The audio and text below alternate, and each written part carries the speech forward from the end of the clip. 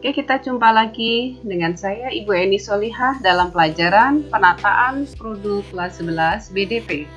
Kali ini kita akan belajar IKD 3.2, yaitu merencanakan tampilan barang dalam penataan produk di supermarket, fashion, dan sport.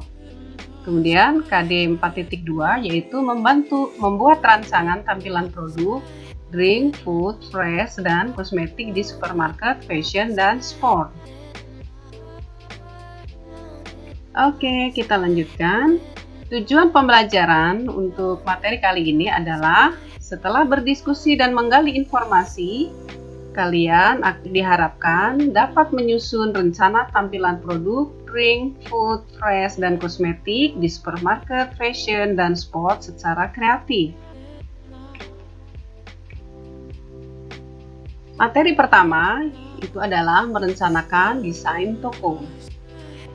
Sebelum merencanakan toko, perlu ditentukan target pasar toko tersebut, karena desain toko itu menentukan image toko. Kemudian, desain supermarket berfungsi untuk menciptakan citra toko atau image toko. Yang kedua atau yang B, memberikan fleksibilitas yang maksimal. Maksudnya adalah bahwa toko ini sewaktu-waktu bisa dilakukan perubahan dalam layout toko agar toko terkesan dinamis. Kemudian yang fungsi yang ketiga adalah memudahkan pemeliharaan toko, misalnya dalam hal kebersihan dan perawatan toko. Yang keempat atau D, fungsi desain toko adalah menjaga keamanan toko, misalnya mencegah dari gangguan kehilangan barang atau kerusakan barang. Yang kelima atau yang ke-E, fungsi desain toko adalah memberikan kenyamanan dalam berbelanja. Hal-hal yang perlu diperhatikan dalam merencanakan desain toko adalah 1. Bagian dalam toko. Bagian dalam toko ada beberapa elemen desain interior, yaitu terdiri atas pemilihan lantai, pewarnaan dan pencahayaan toko, kemudian perabot toko, suhu udara ruangan, jarak antara, jenis karyawan, varian produk, harga, dan kebersihan toko. Bagian luar toko terdiri dari bagian muka, kemudian simbol toko, dan bentuk pintu masuk toko. Kemudian yang ketiga adalah tata letak toko atau layout toko.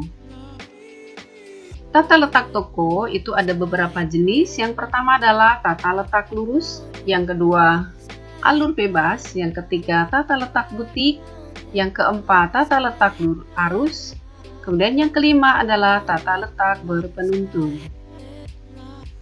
Kemudian yang keempat, pola kerja penataan toko. Pola kerja penataan toko ini terdiri atas visual impact, seperti pencahayaan, kerapihan, dan kebersihan. Yang kedua dari pola kerja penataan toko adalah visual balance. Visual balance ini dipengaruhi oleh warna, latar belakang, dan ukuran produk. Kemudian yang ketiga adalah produk facing, artinya produk harus menghadap ke depan. Kemudian yang kelima, hal-hal yang perlu diperhatikan dalam desain toko adalah tipe penataan produk. Cara penempatan produk itu ada beberapa jenis yang bisa saya sebutkan di sini. Mungkin kamu bisa googling di internet. Yang pertama, cara penempatan produk pertama adalah sampling display. Yang kedua, tema display. Yang ketiga, showcase display. Kemudian floor display, kemudian wall display, mix display, ends display, special display, island display, cut cases display, jumbo display, giant display, dan circular display. Kemudian bagaimana menciptakan suasana atau atmosfer toko? Suasana toko merupakan kombinasi fisik toko tata letak, pencahayaan, pemajangan, warna, temperatur, dan aroma. Kemudian, suasana toko ini juga berperan dalam menentukan kenyamanan konsumen. Yang kedua, faktor-faktor yang menentukan suasana toko. Faktor-faktor yang menentukan suasana toko adalah jenis karyawan, dari keramahan, kerapihan karyawan, dan lain sebagainya. Kemudian jenis barang dagangan, jenis perlengkapan atau fixture, kemudian bunyi, suara, aroma wangi toko, dan variasi warna. Dan yang ketiga, yang mempengaruhi suasana toko adalah suasana atau ambience supermarket. Ambience supermarket atau suasana supermarket itu dipengaruhi oleh aspek ambience atau suasana, aspek tekstil atau sentuhan, bisa kasar, empuk misalnya, halus, licin, kemudian aspek olfaktori atau aroma. Nah, kemudian tema visual display juga mempengaruhi suasana toko, misalnya dalam mengambil tema puasa dan hari raya, Natal dan Tahun Baru, atau menyambut Imlek. Oke, berikutnya yang ke-C, metode pengelompokan penataan produk. Metode pertama yang kita pelajari adalah penataan produk secara vertikal. Penataan produk secara vertikal yaitu penempatan barang supermarket yang sejenis berderet dari atas ke bawah. Kemudian barang disusun berdasarkan jenisnya, berdasarkan warnanya, berdasarkan harganya, berdasarkan jenis, kategori, bentuk, dan sifat barang. Kemudian perhatikan contoh gambar di samping. Nah, contoh barang ini adalah contoh penataan produk secara vertikal. Oke, yang kedua, metode pengelompokan penataan produk yang kedua yaitu penataan produk secara horizontal. Penataan produk secara horizontal yaitu penempatan barang yang sejenis berderet dari kiri ke kanan. Contoh gambar di samping ini adalah cara penataan produk secara horizontal.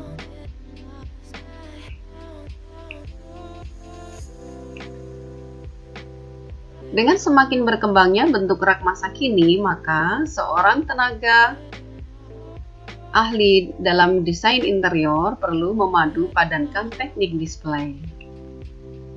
Di sini kita contohkan cara penataan produk secara vertikal. Misalnya pasta gigi berderet dari atas ke bawah, sampo dari atas ke bawah, sabun mandi dari atas ke bawah.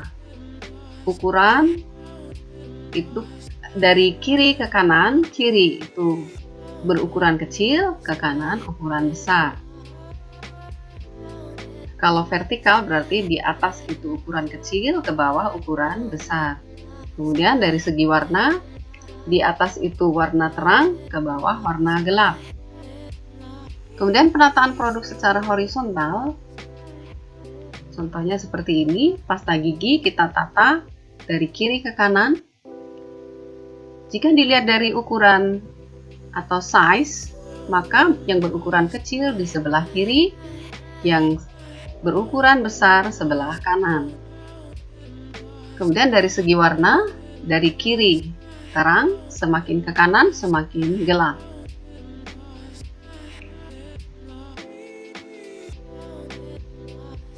Oke, terima kasih atas waktunya. Jangan lupa beri komentar di e-learning sebagai tanda kalian hadir. Tetap jaga kesehatan, semoga Allah segera mengangkat pandemi ini. Dan jangan lupa jika ada tugas, kerjakan sesuai dengan waktu yang telah ditentukan. Terima kasih. Assalamualaikum warahmatullahi wabarakatuh.